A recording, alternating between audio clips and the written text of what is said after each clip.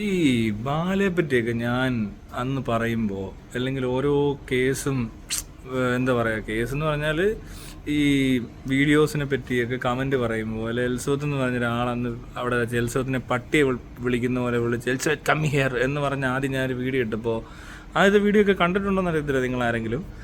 അപ്പോൾ പലരും വന്നിട്ട് പാലെ സപ്പോർട്ട് ചെയ്യും, നീ എന്താ ഇങ്ങനെ കാണിക്കുന്നത്. എനിക്കിത് കണ്ടപ്പോഴേ മനസ്സിലായത് തന്നെ ഇതൊരു ടോക്സിക് സംഭവം നടക്കുന്നുണ്ടെന്നുള്ളത്.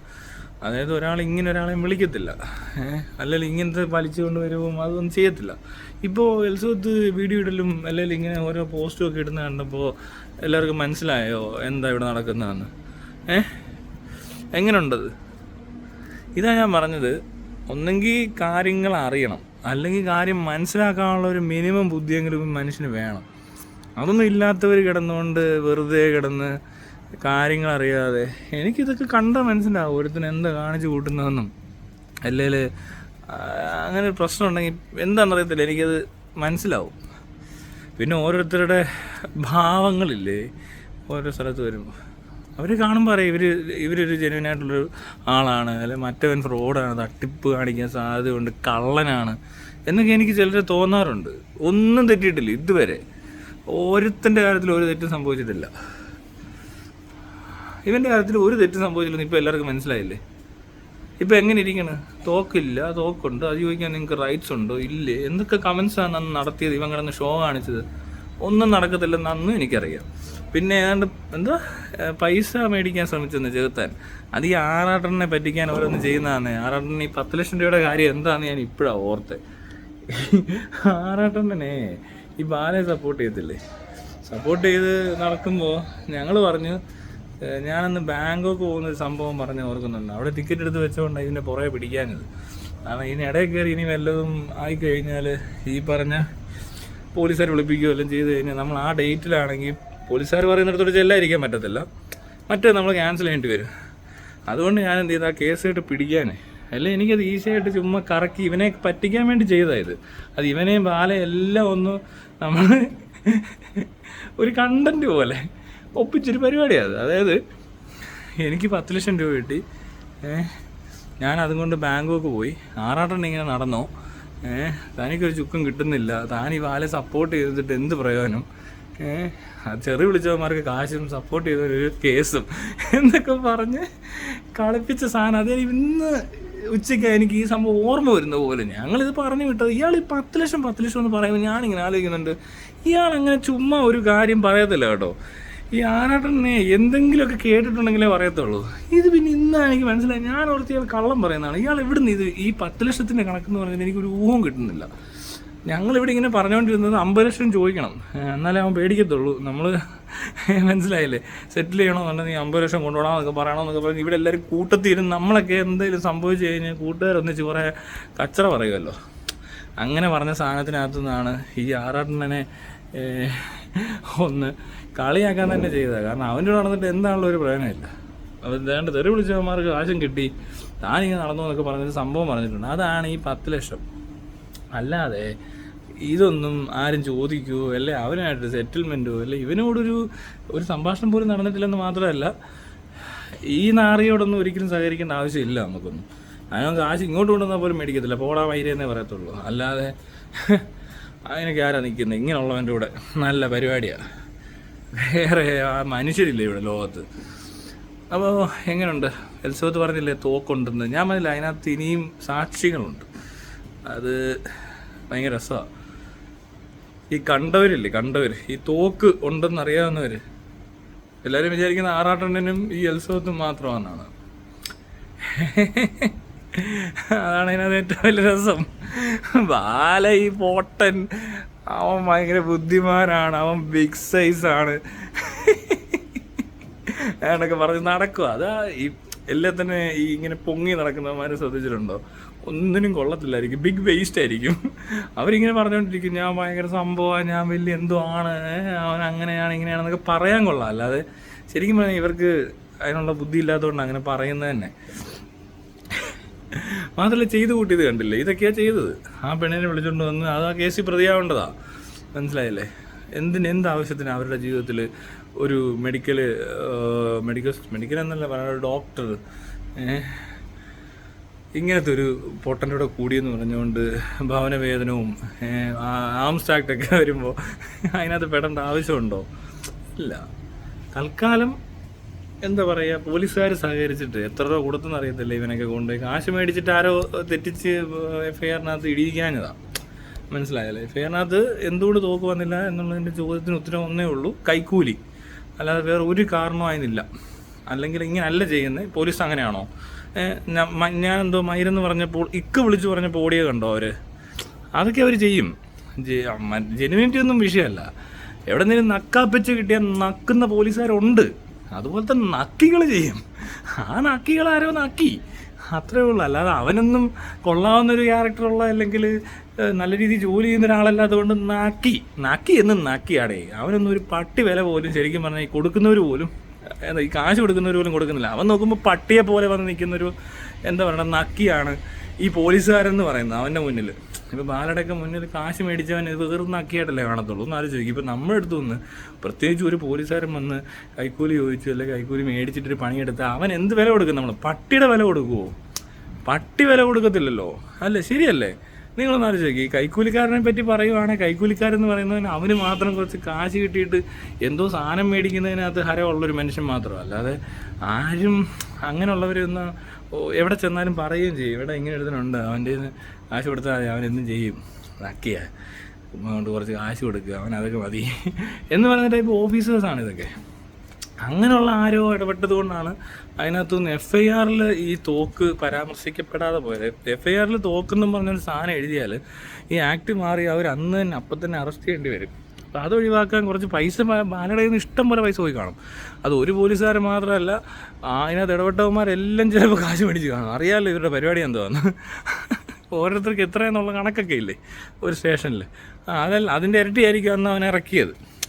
പിന്നെ കൂടെ നിൽക്കുന്നവന്മാരെല്ലാം പറഞ്ഞ് പറ്റിക്കുമെന്ന് ഇവനെ. ഇവൻ പൊട്ടനല്ലേ, ബുദ്ധിയില്ല, വിളവുമില്ല, തലയ്ക്ക് ഒരു സുഖവും ഇല്ല, എന്തോ പോലത്തെ ഒരു സാധനം. പൊട്ട് കളിച്ച് കിടക്കുന്ന, വീട്ടിൽ പോലും കയറ്റാത്ത, അല്ലെങ്കിൽ നാട്ടിൽ തിരിച്ചു പോകാൻ പറ്റാത്ത, കേരളത്തിൽ വന്ന് അടിഞ്ഞുകൂടിയ, സ്വന്തം നാട്ടിൽ നിൽക്കാൻ പറ്റാതെ ഒരു വന്യദേശത്ത് പോയി അവിടെ കിടന്ന് ഇത്രയും മണ്ടത്തരം കാണിക്കുന്ന ഒരുത്തെന്ന് പറയുമ്പോൾ അവൻ എന്തുകൊണ്ടാണ് വീട്ടിൽ കയറ്റാത്തതെന്നോ നാട്ടിലടിപ്പിക്കാത്തതെന്നുള്ള കാര്യം വളരെ വ്യക്തമാണ്. ഇവൻ അവിടെ എന്തോ വലിയ പ്രശ്നം ഉണ്ടാക്കിയിട്ടുണ്ട്. ഈ മണ്ടത്തരം പ്രശ്നം എന്ന് പറയുമ്പോൾ ഓരോരുത്തരുണ്ടാക്കുന്ന പ്രശ്നത്തിൻ്റെ ഒരു റേഞ്ച് ഉണ്ടല്ലോ. ഇതുപോലത്തെ എന്തോ പൊട്ടത്തിന് കണ്ട് കാണിച്ച് ആരെങ്കിലും കൊല്ലാൻ വെച്ചേക്കുമായിരിക്കും. അതുകൊണ്ടാണ് ഇവനെ ഇങ്ങോട്ട് പറഞ്ഞു വിട്ടേക്കുന്നത്. ഇവൻ്റെ സ്വഭാവത്തിനത് നടക്കും. അതിനെപ്പറ്റി നമുക്കറിയത്തില്ല, എനിക്കും അറിയത്തില്ല, അറിയേണ്ട കാര്യമില്ല. അത് അങ്ങനെ തന്നെ ആയിരിക്കും. അതിനകത്ത് കൂടുതൽ അന്വേഷിക്കേണ്ട ആവശ്യമൊന്നുമില്ല. അപ്പം അതിനിടയിൽ ഈ എൽസോത്ത് എന്ന് പറഞ്ഞ ആൾ പറയുന്നതിനകത്ത് വേറെ കാര്യമുണ്ട്. അതാണ് ഞാൻ ഇതിനകത്ത് ഏറ്റവും വലിയ കോമഡിയാന്ന് പറഞ്ഞത്. നിങ്ങൾ അന്നത്തെ ന്യൂസ് കണ്ടോന്ന് എനിക്കറിയത്തില്ല. പോലീസുകാർ ഇവരുടെ വീട്ടിൽ ചെന്നിട്ട് ഇവിടെ അങ്ങനെ തോക്കൊന്നും ഇല്ല എന്ന് പറയുന്നൊരു ഡയലോഗ് ഉണ്ട് അയാളുടെ. അല്ല, അവിടെ നിന്ന് പറയുന്നത് കണ്ടാൽ ഓർക്കും എന്താ പറയുക, ഇത് തപ്പിയതാ, വീട്ടിലൊക്കെ എന്ത് പരിശോധന നടത്താനാണ് പോലീസ് ചെന്നതെന്ന്. അങ്ങനെയാണ് വാർത്ത പറയുന്നത്. പക്ഷെ അതിനല്ല ചെന്നത്. അവർ ചുമ്മാ എന്ന് സംസാരിച്ച് ചായ കുടിച്ചിട്ട് തിരിച്ചു പോന്നു. അന്ന് ആറാട്ടണ്ണൻ മുകളിലത്തെ മുറിയിൽ ഇരിപ്പുണ്ട്, എൽസബത്ത് താഴത്തെ മുറിയിൽ ഇരിപ്പുണ്ട്. ഇവിടെ ഒന്നും അവർ കയറി നോക്കിയിട്ടില്ല. പോലീസുകാർ ഇതൊക്കെ പറയുമ്പോൾ അവർ വിചാരിക്കുന്നത് തന്നെ ഈ നക്കാപ്പിച്ച മേടിച്ചിട്ടുണ്ട്. ബാലയെ ഒരു വിശ്വാസം കാണും. നക്കാപ്പിച്ചൊക്കെ മേടിക്കുമ്പോഴും ഒരു കാര്യമുണ്ട്, അവനൊരു പൊട്ടനാണെന്ന് വിചാരിക്കത്തില്ലല്ലോ. ഇങ്ങനെ ചെയ്തു വെച്ചിട്ട് പോലീസുകാർ വരുമ്പോൾ കിടന്ന് പുരട്ടി അവരെയും പറ്റിച്ച് സത്യത്തിൽ ബാലയുടെ നിന്ന് കാശ് മേടിച്ച വലിയ മണ്ടത്തരമായിപ്പോയി പോലീസുകാർ. അത് ഇനിയിപ്പോൾ അവരുടെ ട്രാൻസാക്ഷനോ വല്ലതും ഉണ്ടെങ്കിൽ നമുക്ക് കിട്ടും. പിന്നെ ആ സമയത്ത് ഏറ്റവും കൂടുതൽ കോൾ അയാൾ എങ്ങോട്ടാണ് ചെയ്തെന്ന് നോക്കിയാലും അറിയാനൊക്കെ പറ്റും. അയാളോ അല്ല അന്നത്തെ ദിവസം ആ സമയം തൊട്ട് FIR ഇടുന്ന സമയം വരെ നോക്കിയാൽ മതി.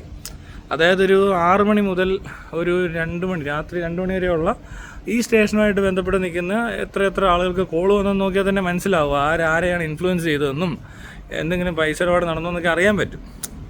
അതൊക്കെ ഇനി അന്വേഷിച്ചൊന്നും പോകണ്ട. പക്ഷേ എങ്കിൽ പോലും അത് അങ്ങനെയാണ് നടക്കുന്നത്. നമുക്കൊരു രീതി അറിയാമല്ലോ. നിങ്ങൾക്ക് അറിയത്തില്ല, അറിയാമോ ഇല്ലയോ എന്ന് എനിക്കറിയത്തില്ല. പക്ഷേ ഇതിനൊരു രീതിയുണ്ട്. ഏതൊരു ഈ മാനിപ്പുലേഷനും അല്ലെങ്കിൽ എന്ത് ക്രൈമാണെങ്കിലും അല്ലെങ്കിൽ ഏതെങ്കിലും തരത്തിലുള്ള ആർട്ടോ സയൻസോ ഇനി അതല്ല റിലീജിയനാണെങ്കിൽ പോലും മനസ്സിലായില്ല, എല്ലാത്തിനും അതിൻ്റെതായ രീതികളുണ്ട്. അപ്പോൾ ആ രീതിക്കകത്ത് നോക്കിക്കഴിയുമ്പോൾ ഈ ബാലയുടെ ഇടപാട് ആ നേരം കൊണ്ട് നടക്കുന്നൊരു സംഭവമാണ്. അതൊക്കെ പിടിക്കാനാണെങ്കിൽ പെട്ടെന്ന് പിടിക്കാം. അവിടെ എന്തെങ്കിലും പ്രശ്നമുണ്ടോ ഞാൻ അറിയിക്കാം. അങ്ങനെ പലതും ഉണ്ട്. പക്ഷേ ഇതൊന്നും ചെയ്യത്തില്ല ഇവരാരും. അവരെല്ലാം ഈ പറഞ്ഞ പോലെ ഇതൊക്കെ എന്ത് കേസ് പറയുവാണ്. പോലീസിനെ സംബന്ധിച്ച് വലിയ കേസൊന്നുമല്ല. പക്ഷേ എങ്കിൽ പോലും അവൻ്റെ കയ്യിൽ നിന്ന് നക്കാപ്പിച്ച മേടിച്ചിട്ട് ആ പണി എടുത്തിട്ടുണ്ടെങ്കിൽ എന്തൊരു ഉളുപ്പില്ലാത്തവനായിരിക്കും അവൻ, ആലോചിച്ചാൽ മതി. അല്ലേ, ശരിയല്ലേ? ഇവനെയൊക്കെ താങ്ങുക, എന്നിട്ട് അവിടെ നമ്മളെ പൊട്ടനാക്കാനും കൂടെ നോക്കും ഇവർ. ചെറുത്താനൊക്കെ ഭയങ്കര മോശപ്പെട്ടവരും ബാലയൊക്കെ വളരെ നല്ലവരും പെണ്ണുങ്ങളെയൊക്കെ പീഡിപ്പിച്ചും ബലാത്സംഗം ചെയ്തും റേപ്പ് ചെയ്യപ്പെട്ടു എന്നാണ് ആ എലിസബത്ത് പോസ്റ്റിൽ പറഞ്ഞിരിക്കുന്നത്, ഫേസ്ബുക്ക് പോസ്റ്റിൽ. എന്നിട്ടും ഇവിടെ ഒരു സംഘടന ഇടപെടുന്നില്ല, വനിതാ കമ്മീഷനില്ല, വനിതാ സെല്ലില്ല, പോലീസിന് ഒന്നും അറിയണ്ട. ഈ ഓൺലൈനിൽ പറഞ്ഞിട്ടുണ്ടെന്നേ. ഞാനിവിടെ ഒരു മൈരെന്ന് പറഞ്ഞപ്പോൾ എല്ലാം കൂടെ ഇളകി വന്നല്ലോ. ഇക്ക വിളിച്ച് പറയണമായിരിക്കും ഇനി ഇവരോട്. ഇക്ക പറഞ്ഞാലേ പണിയെടുക്കത്തുള്ളായിരിക്കും. ഇക്കയാണല്ലോ ഇവനൊക്കെ ശമ്പളം കൊടുക്കുന്നത്. അപ്പോൾ അങ്ങനെ ഇക്കയുടെ ശമ്പളം മേടിച്ചാൽ ചിലപ്പോൾ ഇക്കയുടെ പണി ചെയ്യേണ്ടി വരും, അത് വേറെ സംഭവം എന്താണേലും. അപ്പോൾ അങ്ങനെ അതൊക്കെ കണ്ടിട്ടും എന്താണ് ഇവർ ഇതിനകത്തൊന്നും ഇടപെടാത്ത? ഇവിടെ ഒരു മനുഷ്യൻ വളരെയധികം മോശപ്പെട്ട അവസ്ഥയിൽ കൂടെ കടന്നു പോകുന്നു അവർ തന്നെ വളരെ വ്യക്തമായിട്ട് എഴുതിയിട്ടുണ്ട്. ഡിപ്രഷൻ ഉണ്ടായിട്ടുണ്ട്, ഇങ്ങനെ ബുദ്ധിമുട്ട് അനുഭവിക്കുന്നുണ്ട്, പീഡിപ്പിച്ചിട്ടുണ്ട്, എന്തെല്ലാം കാര്യങ്ങൾ അറിയാൻ സാധിച്ചതല്ലേ. ഇനിയും ചിലപ്പോൾ കൂടുതൽ അറിയാൻ പറ്റും. ഇവിടെ നിന്ന് മാത്രമല്ല, എനിക്ക് ഇവനെപ്പറ്റി വേറെ അറിയാം. ഇവരൊന്നും പറയാതെ തന്നെ എനിക്ക് വേറെ ആൾക്കാരുടെ വഴി എനിക്ക് കുറേ അറിയാം. ഇവൻ്റെ വിചാരം ഇവന് മാത്രമേ ഇതൊക്കെ അറിയത്തുള്ളൂ എന്നാൽ അങ്ങനല്ല. ഇത് നാട്ടുകാർക്ക് മൊത്തം അറിയാവുന്ന കേസാണ്. അപ്പോൾ ഓരോരുത്തരും ഓരോന്ന് പറയും, മനസ്സിലായോ?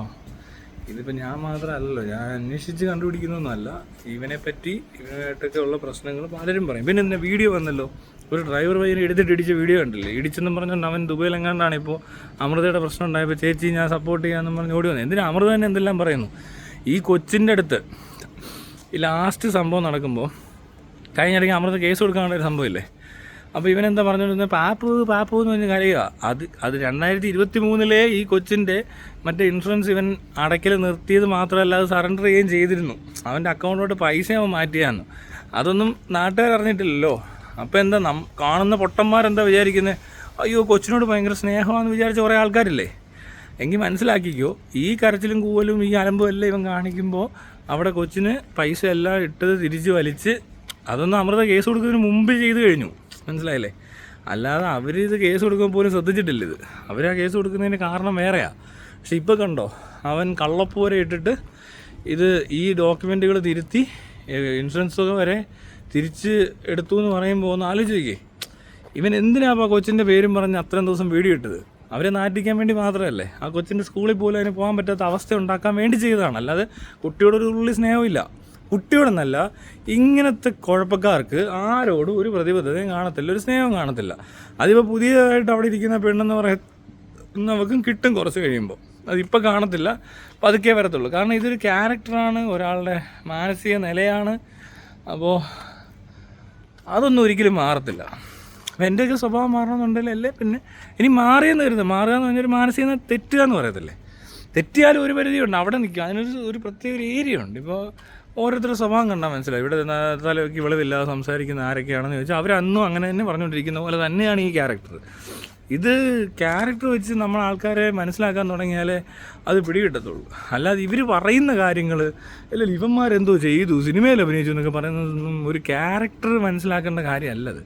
ചിലരൊക്കെ കഥാപാത്രങ്ങളെയാണ് ഇഷ്ടപ്പെടുന്നത്. ഇവിടെ മോഹൻലാൽ എന്ന് പറഞ്ഞൊരാളെ എല്ലാവരും ഭയങ്കര സംഭവമാണെന്ന് പറയുമ്പോൾ ഞാൻ ആദ്യം പറയത്തില്ല ഇതൊരു സംഭവമല്ല. എനിക്ക് ആ മനുഷ്യനെ മനസ്സിലായത് അയാൾ ബ്ലോഗ് എഴുതി തുടങ്ങിയപ്പോഴാണ്. വിവരവും ഇല്ല, വെളിവും ഇല്ല, ബോധവും ഇല്ല, ഒന്നും അറിയത്തുമില്ല, ഒരു മണ്ടൻ എന്ന് വളരെ വ്യക്തമാകുന്ന രീതിയിലാണ് അയാളുടെ സാധനങ്ങൾ വരുന്നത്.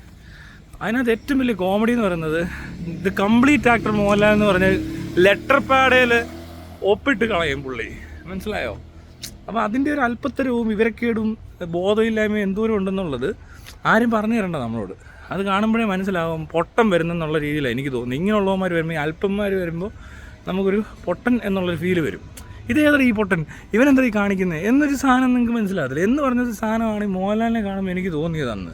എന്തൊരു മണ്ടത്തിലാണ് കാണിക്കുന്നത്, ഇങ്ങനെയൊക്കെ ആരെല്ലാം ചെയ്യുമോ? ഇതെന്ത് ഒരു സിനിമയിൽ അഭിനയിക്കുന്നൊരു നടൻ ഇത്രയൊന്നും ചെയ്യേണ്ട ആവശ്യമില്ല. ഇവിടെ ലോകത്തെടുത്ത് ഇങ്ങനെ ചെയ്യുന്നവരില്ല. ഇത്രയും അലമുണ്ടാക്കുന്ന ഒരു മനുഷ്യനെ ഞാൻ കണ്ടിട്ടില്ല.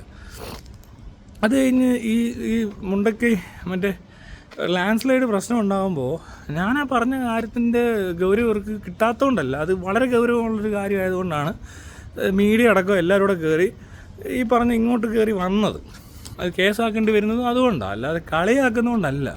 ഇത് കളിയാക്കിയ വിഷയം ഇച്ചിരി കടുപ്പമായിപ്പോയി, അല്ലാതെ ഭാഷയല്ല പ്രശ്നം. ഇത് ലോകത്തിൻ്റെ ഏത് മൂലയ്ക്ക് എന്ന് ഞാൻ അവതരിപ്പിച്ചാലും എന്നെ ആരും ഒന്നും പറയത്തൊന്നുമില്ല. ഞാൻ ശരിക്കും പറഞ്ഞാൽ കംപ്ലയിൻറ്റ് കൊടുക്കേണ്ടത് UN-നാണ്.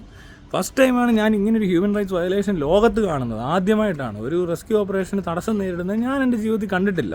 നിങ്ങൾക്ക് ആർക്കെങ്കിലും കണ്ടുപരിചയമുണ്ടോ എന്ന് എനിക്കറിയത്തില്ല. അപ്പോൾ അതിനെപ്പറ്റി നമ്മൾ പറയുമ്പോൾ അത് ഇങ്ങനെയാണ് ഇവിടെ സംഭവിച്ചതെന്ന് പറയുമ്പോൾ ഉടനെ പലരും അതിനകത്ത് കയറി ഈ പറഞ്ഞ പോലെ എന്തിനാണെന്നറിയത്തില്ല അങ്ങനെ ഒരു കാര്യം പറയാൻ പാടില്ലായിരുന്നു. ഇനി പട്ടാളത്തെ വിമർശിക്കുക, അത്രേ ഉള്ളൂ. അതിനകത്ത് അങ്ങനെയാണ് നോക്കണ്ടേ, മനസ്സിലായില്ലേ? ഇപ്പോൾ എന്നെ അന്ന് പട്ടാളം തൊലിക്കാൻ പോകാന്ന് പറഞ്ഞപ്പോൾ ഞാൻ അന്നേ പോലീസുകാരോടെയും പറയുന്നുണ്ട്, അവർക്കത് മനസ്സിലാകുമെന്ന് പോലും എനിക്കറിയത്തില്ല. ഞാൻ കംപ്ലയിൻറ്റ് എഴുതി വെച്ചിരിക്കുന്നത് മിലിറ്ററിക്ക് കൊടുക്കാനല്ല, ശരിക്കും അവർ മെയിൽ റെഡിയാക്കി വെച്ചിട്ട് അങ്ങോട്ട് പോയത്. അത് ഒരാഴ്ച കഴിയുമ്പോൾ വരും ഒരു കോള് മോഡിക്ക് വന്നേനെ. കാരണം UN-ലോട്ടേ നമ്മൾ ചെയ്യത്തുള്ളത്. അതിനുള്ള ബോധവും ബുദ്ധിയും UN-എന്നൊന്നും ഇവർ ചിന്തിച്ചിട്ട് പോലുമില്ല. ഞാൻ അവരോട് നിങ്ങളിതൊക്കെ വിളിച്ച് അങ്ങോട്ടും ഇങ്ങോട്ടൊക്കെ പറയണം.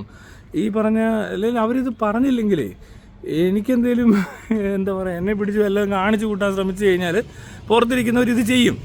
കാരണം എനിക്ക് എൻ്റെ സുഹൃത്തുക്കൾ ആരാന്ന് ആർക്കും അറിയത്തില്ല, ആർക്കൊക്കെ ഇത് കൊടുത്തിട്ടുണ്ടെന്നും അറിയത്തില്ല. അപ്പോൾ അതുകൊണ്ട് അവരത് വൃത്തിക്ക് ചെയ്യുന്ന ആൾക്കാരെ, ഈ ഡിസാസ്റ്റർ മാനേജ്മെൻ്റ് ഒക്കെ പഠിച്ചവരും അതുപോലെ തന്നെ പല സ്ഥലത്തും നല്ല ജോലി ചെയ്യുന്നവരും, നല്ല ജോലി എന്നല്ലേ പറഞ്ഞ് അത്യാവശ്യം കൊള്ളാവുന്ന പരിപാടികളൊക്കെ ചെയ്തിരിക്കുന്ന ആൾക്കാരുടെയൊക്കെ കയ്യിലാണ് ഇതിരിക്കുന്നത്. അപ്പോൾ അവരതങ്ങ് അയക്കും. അവർ കൊള്ളാവുന്ന പൊസിഷനിൽ ഇരുന്നുകൊണ്ടായിരിക്കും ചിലപ്പോൾ ഇത് അയക്കുന്നത്. അത് ഇവിടെ നിന്നൊന്നും ആയിരിക്കത്തില്ല പോകുന്നത്, വേറെ പല രാജ്യത്തുനിന്ന് പോകും. മനസ്സിലായില്ല, അമേരിക്കയിൽ നിന്ന് തന്നെ പോകും. അപ്പോൾ അതുകൊണ്ട് അതൊരു വിഷയമാവും. അത് ഈ പൊട്ടനൊന്നും പറഞ്ഞാൽ മനസ്സിലാകത്തൊന്നുമില്ല ഇതൊന്നും. ഞാൻ പറഞ്ഞ് എനിക്കിട്ട് ഇങ്ങനെ ഒരു പരിപാടി ചെയ്യുകയാണെങ്കിൽ ഞാൻ പിന്നെ എന്ത് ചെയ്യും? എനിക്ക് തെളിയിക്കണ്ടേ? ഇവിടെ പറഞ്ഞാൽ മനസ്സിലാകുന്നില്ലല്ലോ. നമ്മൾ പറഞ്ഞാൽ നേരെ പട്ടാളത്തിന് കോപ്പയച്ചാൽ അവരും അത് എടുക്കത്തില്ല. കാരണം അതിനകത്ത് ഈ പറഞ്ഞ പ്രശ്നങ്ങളുണ്ട്. അപ്പോൾ അതുകൊണ്ട് നമുക്ക് അടുത്ത ഓപ്ഷൻ ഇതേ ഉള്ളൂ, വേറെ വഴിയില്ല. അപ്പോൾ അവിടെ അത്രയും നമ്മൾ ചെയ്യണം. അത് പല സൈഡിൽ നിന്ന് ചെയ്യേണ്ടി വരും. അപ്പോൾ ഇങ്ങനത്തെ കാര്യങ്ങളൊക്കെ വരുമ്പോൾ ഇവന്മാരുടെ ബുദ്ധിക്കകത്തും അല്ലെങ്കിൽ ഇവന്മാരുടെ പൊട്ടത്തരവും മാത്രമേ നമുക്ക് എന്താ പറയണ്ടേ, ഇവരൊക്കെ കാണിക്കുന്ന വിഡ്ഢിത്തരമൊക്കെ നമ്മൾ വലിയ കൈയടിക്കണമെന്ന് പറഞ്ഞാൽ നടക്കുമോ? എനിക്കറിയത്തില്ല എങ്ങനെ ഇതിനെയൊക്കെ എങ്ങനെയാടാ വെറും വാണത്തീട്ട കേസുകളല്ല. എന്നിട്ട് ഇതുങ്ങളെ പറ്റി പറയുമ്പോൾ ബാക്കിയുള്ളവന്മാരുണ്ട്, ഇതിൻ്റെ ആരാധകരും അല്ലെങ്കിൽ ഇവനെയൊക്കെ പറയുന്നത് വിശ്വസിച്ചിരിക്കുന്ന കുറേ മൊണ്ണകളുണ്ട്. ഇവന്മാർ മാത്രം ഒന്ന് ഞെട്ടും, അല്ലെങ്കിൽ ഇവന്മാർക്കാണ് വിരോധം. അപ്പോൾ അങ്ങനത്തെ അലമ്പുകളെയൊന്നും ശ്രദ്ധിക്കേണ്ട ആവശ്യമില്ല. ശരിക്കും പറഞ്ഞാൽ വിവരക്കേടാണല്ലോ പ്രശ്നം. അതിനിപ്പോൾ എന്ത് ചെയ്യാൻ, എത്ര പറഞ്ഞാൽ ഇവനൊന്നും മനസ്സിലാകത്തുമില്ലെന്നേ. ബുദ്ധി ഉണ്ടെങ്കിലല്ലേ മനസ്സിലാകത്തുള്ളൂ. ബുദ്ധി ഉണ്ടായിട്ടും കാര്യമില്ല, വെളിവില്ല, വിദ്യാഭ്യാസക്കുറവ്. ഞാനീ പറയുന്ന ഐറ്റങ്ങളൊക്കെ നിങ്ങൾ ശ്രദ്ധിച്ചാൽ അറിയാം. ഇവർക്കെല്ലാം ചെറിയ പ്രശ്നമുണ്ട്. ഇങ്ങനെ ഈ ബോച്ചയ്ക്കാണല്ലോ കൊണ്ടിച്ചിരി. ഞാനെനിക്ക് അതുകൊണ്ട് അയാളെ ഇഷ്ടമല്ലാത്തത്. എനിക്കിപ്പോൾ ഇയാളെ ഒന്നും കണ്ട് മിണ്ടാൻ പറ്റുമോ, അല്ലെങ്കിൽ ഇവരുടെ അടുത്തോട്ട് ചെന്ന് കയറി ഒരു വീഡിയോ ഇടാനൊന്നും പറ്റാത്ത ആളൊന്നും അല്ലാന്ന് ഞാൻ മനസ്സിലായി. ഇങ്ങനത്തെ പരിപാടിയാണ് അവതരിപ്പിക്കുന്നതെങ്കിൽ ഇവരെക്കാളൊക്കെ മുന്നേ ഇവരെയൊക്കെ അടുത്ത് ചെന്ന് വീഡിയോ ഇട്ട് ഇതിലും വലിയ കോമഡിയും പറഞ്ഞ് വൈറലാകാനൊക്കെ എനിക്കറിയാം. ഇവിടെ മാത്രമല്ല, എവിടെ പോയാലും എനിക്ക് ചെയ്യാൻ പറ്റുന്നത്. എന്നുവെച്ചാൽ ഈ രീതിക്കല്ല ഇടപെടുന്നത് നിങ്ങളങ്ങ് വിചാരിക്കുക. ഞാൻ കുറേ തമാശയൊക്കെ പറഞ്ഞ് ഈ പറഞ്ഞ ആരാധകരെ കയ്യിലെടുക്കാൻ വേണ്ടി മോഹൻലാലിനെ പൊക്കി പറയുകയും അങ്ങനെയൊക്കെ ചെയ്താൽ കുറേ മണ്ടന്മാരായ ആൾക്കാർ ഫോളോ ചെയ്യും, സബ്സ്ക്രൈബേഴ്സിൻ്റെ എണ്ണം കൂടും. പിന്നെ അവന്മാരുടെ പൊട്ടത്തരമൊക്കെ കണ്ട് അതിൻ്റെ അങ്ങനെ എനിക്കറിയത്തില്ല അതിൻ്റെ ആവശ്യം എന്താണെന്ന്. എനിക്കങ്ങനെ അത്രയും ചെയ്യാൻ തോന്നിയിട്ടേ ഇല്ല ഒരിക്കലും. ഉള്ള കാര്യം പറയണം, പോകണമെന്നല്ലേ ഉള്ളൂ. അതുപോലെ തന്നെയാണ് ഈ ബാലയുടെ തോക്ക് കേസ്. അന്ന് ഞാനിതൊക്കെ പറയുന്നുണ്ട്, പലരും കണ്ട കാര്യം പറയുന്നുണ്ട്, പക്ഷേ പോലീസ് അതൊന്നും കേട്ടിട്ടില്ല. ഇപ്പോൾ എലിസബത്ത് എന്ന് പറഞ്ഞൊരു പെൺകുട്ടി പീഡിപ്പിക്കപ്പെട്ടു, ബലാത്സംഗം ചെയ്യപ്പെട്ടു, അങ്ങനെ എല്ലാം പറഞ്ഞിട്ടും ഇവിടെ ഒരുത്തിനും അത് കണ്ടിട്ടില്ല. ഇതൊന്നും ആരും ശ്രദ്ധിക്കത്തില്ല. ഇനി അവർ മരിക്കണം, അപ്പോൾ ഇവിടെ കവിതയാകും. പോലീസ് ഭയങ്കര ഊർജിതമായ അന്വേഷണം നടത്തും, ബാലയെ അറസ്റ്റ് ചെയ്യും. ബാലയെ അറസ്റ്റ് ചെയ്തെന്ന് പറഞ്ഞാൽ ഭയങ്കരമായ അറസ്റ്റൊക്കെ കാണാൻ പറ്റും. ഓടിച്ചിട്ട് പിടിച്ചു എന്നൊക്കെ പറയും. അങ്ങനെയൊക്കെ ചെയ്യാനുള്ള ഒരു ഇവരെ കൊണ്ട് പറ്റത്തുള്ളൂ. അല്ലാതെ ഇവന്മാർക്ക് അറിയത്തില്ല ഒന്നത് എന്താ പണിയെന്നുള്ളത്. ഇവരുടെ പണി വേറെന്താണെന്നാണ് ഇവർ വിചാരിച്ചേക്കുന്നത്. ശരിക്കും ഒരുപാട് പോലീസുകാരുടെ പണി എന്താണെന്ന് അറിയത്തില്ല. അങ്ങനെ കുറേ പേര് ഈ ഹോം ഗാർഡ് എന്ന് പറഞ്ഞ ആൾക്കാരെ എനിക്കിപ്പോൾ മനസ്സിലാക്കിയൊരു കാര്യം എന്ന് വെച്ചാൽ, വളരെ പാവപ്പെട്ട മനുഷ്യർക്ക് എന്തോ ഒരു ജോലി കൊടുക്കണമെന്ന് പറഞ്ഞാൽ എന്തോ ഒരു ചാരിറ്റി ചെയ്ത പോലെ ഉണ്ടത്. കാരണം ട്രാഫിക് കൺട്രോൾ ചെയ്യാനെന്നും പറഞ്ഞുകൊണ്ടാണ് പലരും അവിടെ നിൽക്കുന്നത്. ഞാൻ പറഞ്ഞില്ല, ഇങ്ങനെ കാണിക്കുന്നു. ഒരു വണ്ടി പോകുമ്പോൾ ഇങ്ങനെ കാണിക്കാൻ ഒരാളുടെ ആവശ്യമൊന്നും ഇവിടെ ഇല്ല. ഇന്നും ഞാൻ കണ്ടു ഒരുത്തൻ അവിടെ നിന്നുകൊണ്ട്, വഴി നിന്നുകൊണ്ട്, ആലുവയിൽ അവിടെ നിന്നുകൊണ്ട്. അത് പോലീസുകാരൻ തന്നെ, അത് ഹോം ഗാർഡല്ല. കയ്യിലൊരു വോക്കി ടോക്കി ഉണ്ട്. എന്നിട്ട് ഇങ്ങനെ കാണിക്കും റോഡിൽ നിന്ന്. ഇങ്ങനെ പോട്ടെ. ഇനി ഞാൻ റെക്കോർഡ് ചെയ്ത് ഞാൻ അതിന് മ്യൂസിക് ഇടാൻ പോവാ. കാരണം ഇതിന് ഇങ്ങനൊരു തൊഴിലില്ല ലോകത്ത്. ഇത് എവിടെ കണ്ടുപിടിച്ച്, ഇവിടെ മാത്രമേ കണ്ടുപിടിച്ചിട്ടുള്ളൂ ഇങ്ങനൊരു തൊഴിൽ. റോഡിലിറങ്ങിയാൽ റോഡിലൊരു ട്രാഫിക് കൺട്രോൾ ചെയ്യാനൊരു പോലീസുകാരൻ വന്ന് നിന്നാൽ ലോകത്തൊരിടത്തും ഇങ്ങനെ കാണിക്കുന്ന പോലീസ് ഇല്ല. പിന്നെ എങ്ങനെ ഈ കേരളത്തിൽ ഇതുണ്ടായി? കേരളത്തിൽ മഴ കൂടുതലായതുകൊണ്ടാണോ? അപ്പോൾ അത് ശരിയാകത്തില്ല ഇങ്ങനത്തെ മണ്ടത്തരങ്ങൾ കാണുമ്പോഴേ. അപ്പോൾ ഞാൻ ആലോചിക്കുവാന്ന്, ഈ പറഞ്ഞ ആളുകളില്ലേ, ഈ ഹോം ഗാർഡ് എന്ന് പറഞ്ഞുകൊണ്ട് റോഡിലിറങ്ങി ഈ റോഡ് ട്രാഫിക് എന്ന് പറഞ്ഞാൽ ചെറിയ കാര്യമൊന്നുമല്ല. ഭയങ്കര കോടികളുടെ നഷ്ടം ഒരു ഒരു ഒരു ഒരു 10 മിനിറ്റ് കൊണ്ടൊക്കെ ഉണ്ടാക്കാൻ പറ്റുന്ന തരം പരിപാടിയാണ് ഈ റോഡ് ബ്ലോക്കിൽ ടൈം വേസ്റ്റ് ആക്കുന്നതും ഫ്യൂവൽ വേസ്റ്റ് ആക്കുന്നതും അത്രയും തന്നെ പൊല്യൂഷൻ ഉണ്ടാകുന്നതും എല്ലാം. വണ്ടിയുടെ മെയിൻ്റനൻസ് അടക്കം കണക്ക് കൂട്ടിക്കഴിഞ്ഞാൽ ഐഡിയലായി കിടക്കുന്ന ടൈം, അത്രയും പൊല്യൂഷൻ, അത്രയും സമയം മനുഷ്യരുടെ നോക്കിക്കഴിഞ്ഞാൽ വെറും മണിക്കൂറുകൾ 10 മിനിറ്റ് കൊണ്ട് കോടികൾ നഷ്ടം വരാൻ പറ്റുന്ന ഒരു സാധനമാണ് ഈ ട്രാഫിക്. അതിന് ഇത്രയും ലാഘവത്തോടുകൂടി കൈകാര്യം ചെയ്യുന്ന വേറെ ഒരു നാടും ഉണ്ടാകത്തില്ല. മനസ്സിലായി? പലർക്കും ഇത് മനസ്സിലായിട്ടുണ്ട്. പല ഭരണാധികാരികൾക്കും അല്ലെങ്കിൽ അവിടുത്തെ പോലീസുകാർക്കും ട്രാഫിക് കൺട്രോൾ ചെയ്യുന്ന ആർക്കാണെങ്കിലും ഉദ്യോഗസ്ഥർക്ക് അത് മനസ്സിലായിട്ടുണ്ട്. പക്ഷേ ഇവിടെ ഉള്ളവർക്ക് അത് മനസ്സിലായിട്ടില്ല. ഇവിടെ ഉള്ളവന്മാർക്ക് ഇത് അറിയത്തില്ല. അതുകൊണ്ട് പറഞ്ഞിട്ട് കാര്യമില്ല. അപ്പോൾ ഞാൻ നോക്കിയപ്പോൾ ഇവരെല്ലാം പാവപ്പെട്ട മനുഷ്യരാണ്. വിദ്യാഭ്യാസ കുറവുണ്ട്. പിന്നെ എനിക്കൊന്നൊരു ചാരിറ്റി പോലെ ഒരാൾക്കൊരു ജോലി വേണം, എന്തെങ്കിലും ഒരു ജോലി കൊടുക്കാൻ കുറച്ചുപേരെ കണ്ടെത്തിയിട്ട് തീരെ നിവൃത്തിയില്ലാത്തവരെ കൊണ്ട് ഇവിടെ നിർത്തിയിട്ട് വെയിലത്ത് ഇവിടെ നിൽക്കും, കൈ കാണിക്കും, അങ്ങോട്ട് പോകും. ഇങ്ങനല്ലത്. ഇത് വെൽ ട്രെയിൻഡ് ആയിട്ടുള്ള ആൾക്കാർ ചെയ്യേണ്ട കാര്യം. കാരണം ഞാൻ പറഞ്ഞില്ലേ, അത്രയും കോടികളുടെ നഷ്ടം, എത്രയോ മനുഷ്യരുടെ സമയനഷ്ടം, ജീവൻ വരെ പോകാൻ സാധ്യതയുണ്ട്. റോഡ് അത്രയ്ക്ക് ഇമ്പോർട്ടൻ്റ് ആണ്. നമ്മുടെ നാട്ടിൽ ഏറ്റവും മോശമായിട്ട് ഉപയോഗിക്കുന്ന ഒരു സംഭവമായത്. എല്ലാം അങ്ങനെയാണ്. ഇവിടെ മറ്റേ മതം നിൽക്കുന്നതുകൊണ്ട്, ദൈവം ഉള്ളതുകൊണ്ട്, ഈ ഇതിനപ്പുറത്തോട്ടൊന്നും അല്ലല്ലോ എന്നൊക്കെ വിചാരിച്ചിട്ട് ജീവിക്കുന്നതുകൊണ്ടുള്ള പ്രശ്നങ്ങളാണ് ഇതൊക്കെ. ശരിക്കും പറഞ്ഞാൽ ഈ പറഞ്ഞ റോഡിൽ ഒരുപാട് നഷ്ടങ്ങൾ, ജീവനും സമയവും പണവും എല്ലാം നഷ്ടപ്പെടുന്ന, ഏറ്റവും കൂടുതൽ നഷ്ടം ഉണ്ടാക്കുന്നൊരു ഗവൺമെൻറ് പ്രോജക്റ്റാണ് ഇവിടുത്തെ കേരള റോഡ്സ്. അത് അത്രയും ജീവൻ നഷ്ടപ്പെടുന്നത്. അവിടെ നിൽക്കുന്ന ആൾക്കാരെ കണ്ടപ്പോഴേ ഞാൻ ആലോചിക്കുക, ഇവരൊക്കെ ശരിക്കും പറഞ്ഞൊരു വണ്ടി എടുത്ത് റോഡിൽ അധികം പോയിട്ടില്ലാത്തവരാണെന്നൊരു എനിക്ക് സംശയം തോന്നി. ഇവന്മാരൊക്കെ എവിടേക്കോ ഇരിക്കുവാന്ന്. അല്ലെങ്കിൽ ഇവരങ്ങനെ വലിയ റോഡുമായിട്ട് ബന്ധമുള്ളവരല്ല. റോഡിലോട്ടൊക്കെ വല്ലപ്പോഴും ഇറങ്ങുകയെന്ന് പറയും. റോഡിലോട്ട് ഇറങ്ങുകയെന്നൊരു പരിപാടിയുണ്ട്. വീട്ടിൽ നിന്ന് ഇറങ്ങി അങ്ങോട്ട് റോഡിലോട്ടാന്ന് പറയും. അതൊരു കാലത്തുള്ള ആൾക്കാരാണ്. ഇപ്പോഴും അങ്ങനത്തെ ഏരിയകളുണ്ട്. അപ്പോൾ അധികം അങ്ങനെ ട്രാവൽ ചെയ്ത് പരിചയമില്ല, അല്ലെങ്കിൽ റോഡിൽ തന്നെ ഇറങ്ങി വലിയ പരിചയമില്ലാത്ത ആളുകൾ അവിടെ നിൽക്കുന്നത്. അല്ലെങ്കിൽ ഈ സാധനം ഇങ്ങനെ കണ്ടുപിടിക്കാൻ പറ്റത്തില്ല. ഇത് അങ്ങനെ ഒരാളുടെ തലേ വരുന്ന, ഇത് അവിടെ നിന്ന് തുടങ്ങി ആരോ കാണിച്ചു, എല്ലാവരും കാണിക്കുന്നു. മനസ്സിലായില്ലേ എന്ന് പറഞ്ഞാൽ എന്തൊരു സംഭവം ഉണ്ട് ഇതിനകത്ത്.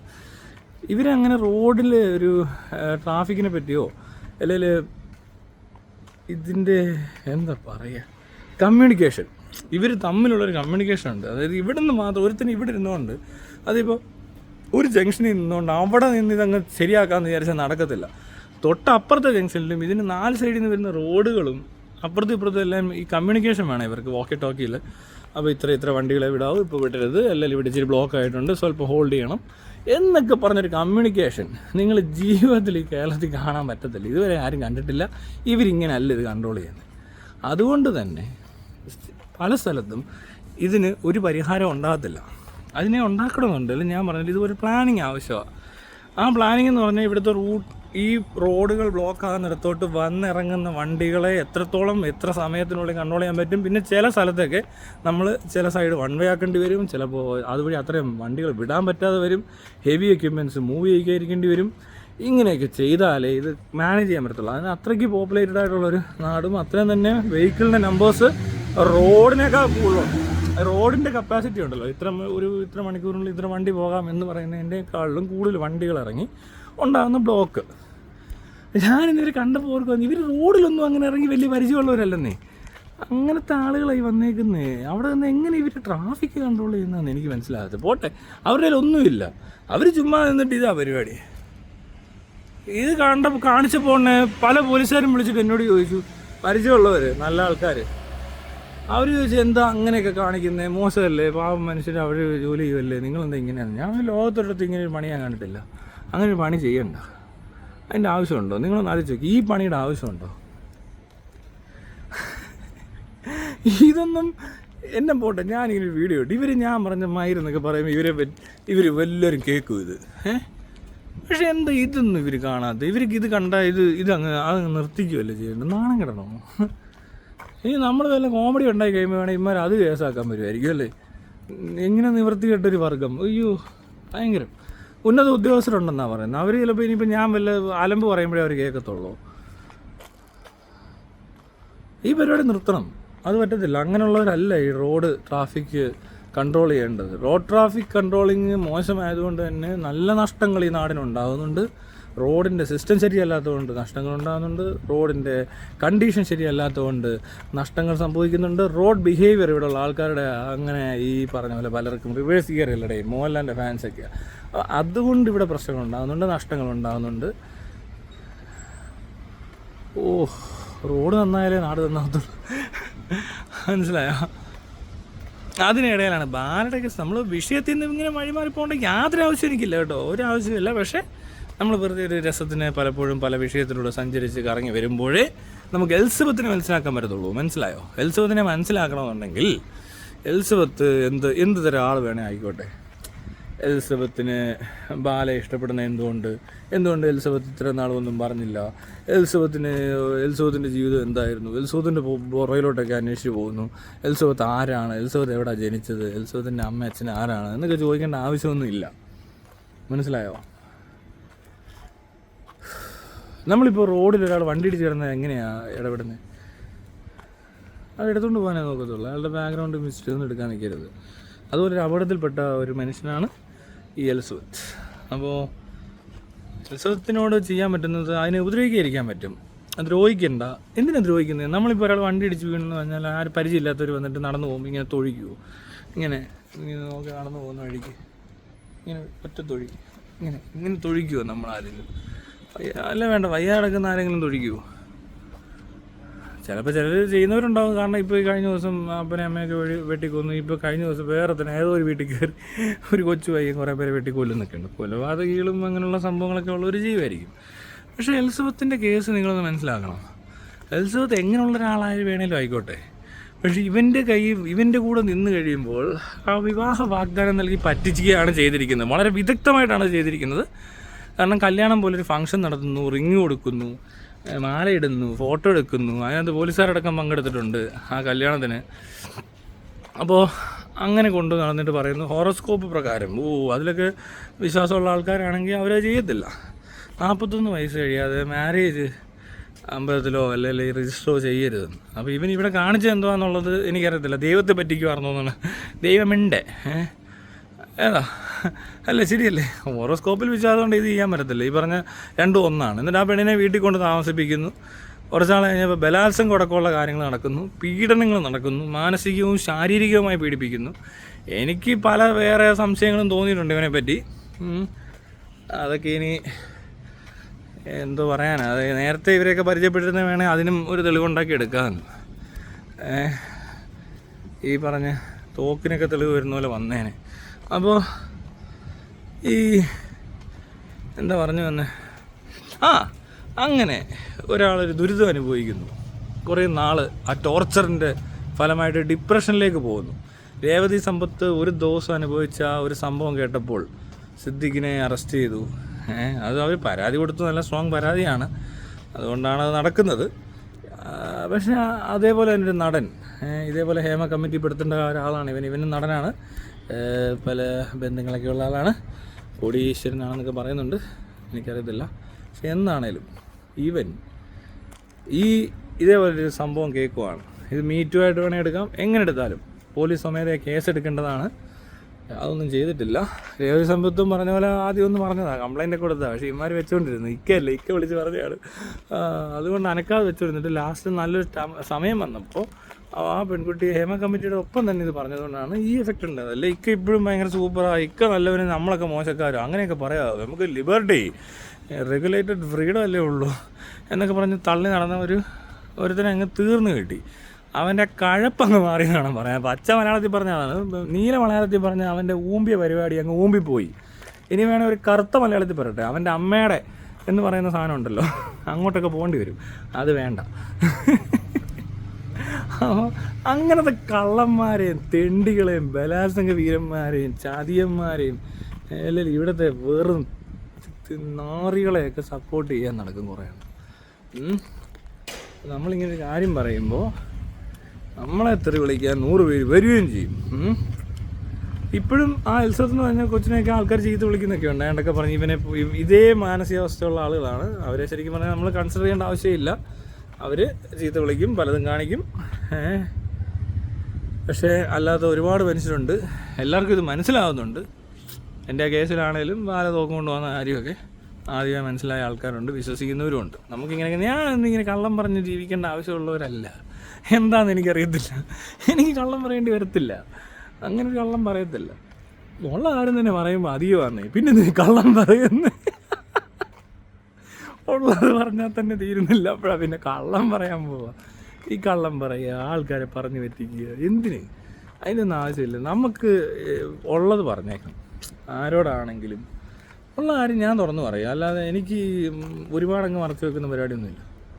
എന്നുവെച്ചാൽ അവരോട് ആവശ്യമുള്ളത്, അല്ലാതെ വെറുതെ അങ്ങനെ ഓരോന്നും വിളിച്ചൊന്നും പറയാറില്ല. പക്ഷേ എങ്കിൽ പോലും അങ്ങനെ പിന്നെ ഈ പറ്റിക്കുക, ഉടായിപ്പിക്കുക, തരികിടകൾ ഒപ്പിച്ചുകൊണ്ടേ ഇരിക്കുക, എപ്പോഴും ഒരു ഉടായിപ്പും കാണിച്ചുകൊണ്ടിരിക്കേണ്ട ആവശ്യമൊന്നും എനിക്കില്ല. എന്തോ അങ്ങനത്തെ ഒരു തലച്ചോറല്ല എല്ലാവർക്കും. എനിക്ക് ഈ കള്ളത്തരം പറഞ്ഞു കഴിഞ്ഞാൽ പിന്നെ അതിൻ്റെ മണ്ടയ്ക്ക് വേറെ കള്ളം പറയേണ്ടി വരുമല്ലോ എന്നുള്ള സ്ട്രെസ്സൊന്നും എടുക്കാൻ വയ്യെന്നേ. ഞാൻ പറഞ്ഞില്ലേ, ഉള്ളത് തന്നെ പറയാൻ വയ്യ. ഒരുപാട് കാര്യങ്ങൾ നമുക്ക് എപ്പോഴും ഒത്തിരി പറയാറുണ്ട്. എന്നിട്ട് ഇപ്പോൾ തന്നെ അരമണിക്കൂർ പോയി. ശരിയെന്നാ, ബൈ ബൈ. നിങ്ങൾ ഒരു കാര്യം ഓർത്തണം കേട്ടോ, ഈ എലിസബത്ത് എന്ന് പറയുന്നൊരു ജെനുവിൻ പേഴ്സണും ബാലയെന്ന് പറഞ്ഞ ഒരു തികഞ്ഞ ഫ്രോഡും ആണ് ഇവിടെ നടന്നുകൊണ്ടിരിക്കുന്നത്. ഈ മറ്റേ അമൃതയുടെ പാർട്ടികളുടെയും കാര്യം എന്ന് പറഞ്ഞാലും അങ്ങനെയൊക്കെ തന്നെയാണ്. അപ്പോൾ അതുകൊണ്ട് ഈ ഫ്രോഡെന്ന് പറഞ്ഞവനെ മാത്രം ഒന്ന് ശ്രദ്ധിച്ചാൽ മതി. ഇവനെതിരെ പോലീസ് കേസെടുക്കണം, സ്വമേധയ എടുക്കേണ്ടതാണ്. ബലാത്സംഗം ചെയ്യപ്പെട്ടെന്നും ബെഡ്റൂം വീഡിയോസൊക്കെ എടുത്ത് വെച്ചിട്ട് അത് പബ്ലിഷ് ചെയ്യുന്നതിന് ഭീഷണിപ്പെടുത്തുകയും ചെയ്തിട്ടുണ്ട്. വിവാഹ വാഗ്ദാനം നൽകി പറ്റിച്ചിട്ടുണ്ട്, ക്രൂരമായി മർദ്ദിച്ചിട്ടുണ്ട്, പലതരത്തിലുള്ള ഹരാസ്മെൻറ്റും ഒരു മെഡിക്കൽ സ്റ്റുഡൻറ്റിന് നേരിട്ടിട്ടുണ്ട്. അപ്പോൾ അതുകൊണ്ട് നാളെ ഒരു ഡോക്ടറാവേണ്ട കുട്ടിയുടെ ഭാവി തകർക്കുകയും അവർക്ക് പലതരം പ്രശ്നങ്ങളുള്ളതാണെന്നൊക്കെ പറഞ്ഞ് കള്ളം പറയുകയൊക്കെ ചെയ്ത, 1 വർഷത്തോളം ആ കൊച്ചിൻ്റെ കരിയർ നശിപ്പിച്ച ഇവനെ പോലത്തെ ഫ്രോഡുകളെ അങ്ങനെ പോലീസുകാരങ്ങ് വിട്ടുകളയുന്നത് ശരിയാണോ? മൈരെന്നൊക്കെ പറഞ്ഞെന്നും പറഞ്ഞുകൊണ്ട് എന്നെ പിടിച്ചില്ലേ? എല്ലാം വേണ്ട, തൊപ്പിയുടെ കഥയോട്ടി പൊളിച്ചില്ലേ വളിയെന്ന് പറഞ്ഞപ്പോൾ. ഇവരും പറയുക ചെയ്തേക്കുന്നത്, ഇവർ പറഞ്ഞേക്കുന്നത് പക്ഷെ വേറെ കാര്യമാണ്. വളിയെന്നൊക്കെ പറയുന്ന പോലത്തെ സംഭവമാണെന്നാണോ വിചാരിച്ചത്? അതല്ല, മയിരുമല്ല വളിയുമല്ല, കാറിലിത്തിരി വെള്ളവുമല്ല. മനസ്സിലായോ സാറേ? എല്ലാം മനസ്സിലാവുന്നുണ്ടോ? ഇത്രയെങ്കിലും എന്തെങ്കിലും ജീവിതത്തിൽ എവിടെയെങ്കിലും ഒരു ആത്മാർത്ഥത വേണ്ടേ? അല്ലാത്തവരെങ്ങനെ ഇത് ചെയ്യുമല്ലേ? നമ്മൾ കണ്ടവൻ്റെ പോക്കറ്റ് അടിക്കാനാണല്ലോ പഠിച്ചേക്കുന്നത്, അല്ല എന്തോ. എന്നിട്ട് നടക്കുക കുറേ വലിയ മേമാന്മാരും മിടുക്കന്മാരും എല്ലാം കൂടി ഇവിടെ കിടന്നുകൊണ്ട് ഭയങ്കര സംരക്ഷണം, ലിബർട്ടി, അവൻ്റെ അമ്മയുടെ ലിബർട്ടി.